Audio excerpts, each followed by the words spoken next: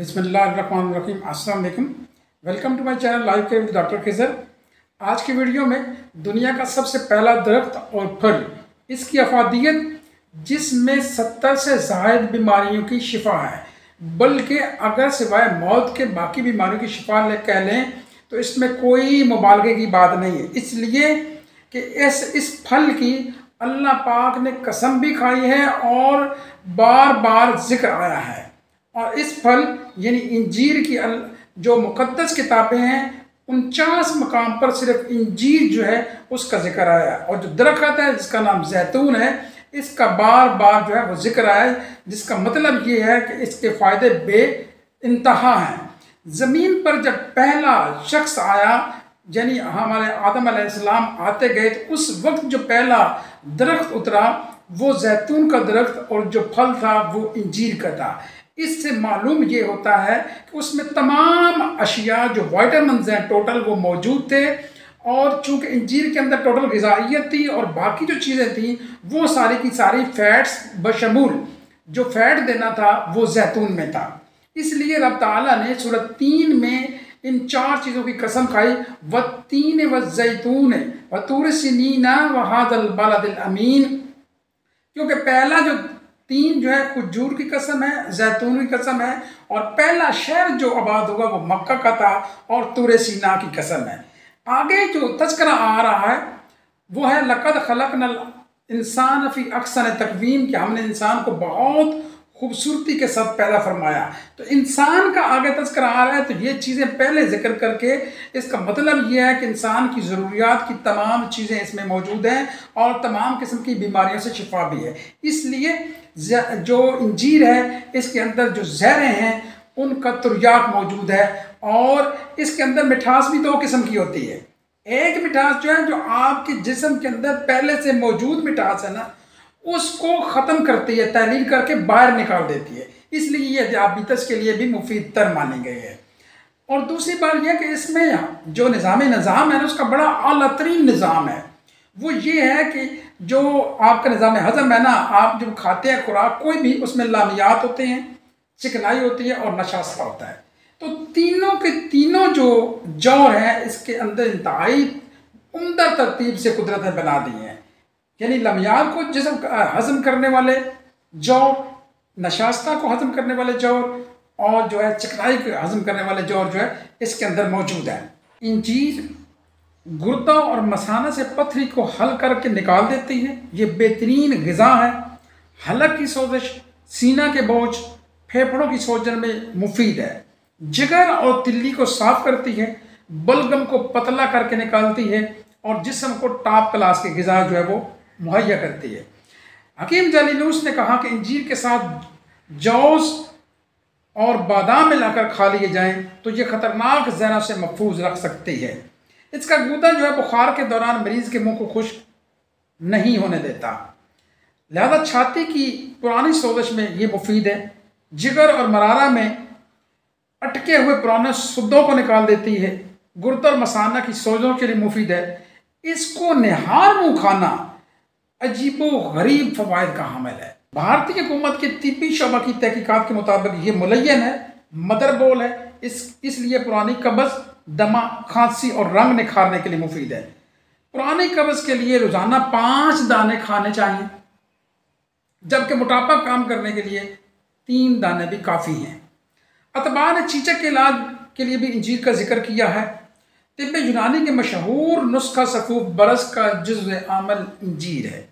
Post इंजीर को करके गुलाब में खरल करके बरस के दागों पर लगाया जाता है, जबकि आध शिटाम यानी 30 ग्राम इंजीर इसके साथ खाने को भी दी जाती है। हकीम नजमुल गनी खान ने इसे मुलय्यन रिया को तहलील करने वाला करार दिया है। ये जिगर और तिल्ली को कुव्वत देता है। इंजीर जो है वरम को दूर करती है, सीना के दर्द को नाफे है, मिर्गी, फालज, खफकान और दमा में मुफीद है। ज़्यादा मकदार में यह दस्त आवर है, सुद्दे दूर करती है। बादाम और अखरोट मिलाकर खाना ज़्यादा मुफीद है। बवासीर को मिटाती है, गुर्दों के दुबलापन को दूर करती है। बवासीर के लिए तो ये कमाल की शय है ना। इब्न जार जो है वो लिखता है कि बादाम और सुदाब के पत्तों के साथ इंजीर खाने वाला ज़हरों के असरात से महफूज रहता है। इब्नुल क़य्यम ने भी हकीम जालिलूस से यही मंसूब किया है और एक और नुस्खा है उसके मुताबिक इंजीर और कलौंजी नहार मुँह खाने से इस दिन जहरों का असर बिल्कुल नहीं होता। अफसनतीन, जौ का आटा और इंजीर मिलाकर देने से मुतअद्दिद दिमागी अमराज में फ़ायदा होता है। मेथी के बीज, इंजीर और पानी को पकाकर खूब गाढ़ा कर लें। इसमें शहद मिलाने से खांसी की शिद्दत कम होती है और दमा में मुफीद है। बलगमी प्याज जो है उसमें भी ये मुफीद है। वसल्लम के दो फरमान है इस सिलसिले में। ये बवासीर को ख़त्म करती है और जोड़ों के दर्द में इंतहाई फ़ायदेमंद है। अब आते हैं जी जैतून की तरफ। मुतअद्दिद मकामात पर कुरान करीम में इसका तज़किरा हुआ है, लेकिन जैतून का हम सिर्फ तेल ही ढूंढते रहते हैं। तेल में तो कोई शक नहीं है, फ़ायदों से भरपूर है, लेकिन इसके पत्ते जो हैं वो भी मुफीद हैं। इसका जो फल है कच्चा वो भी मुफीद है।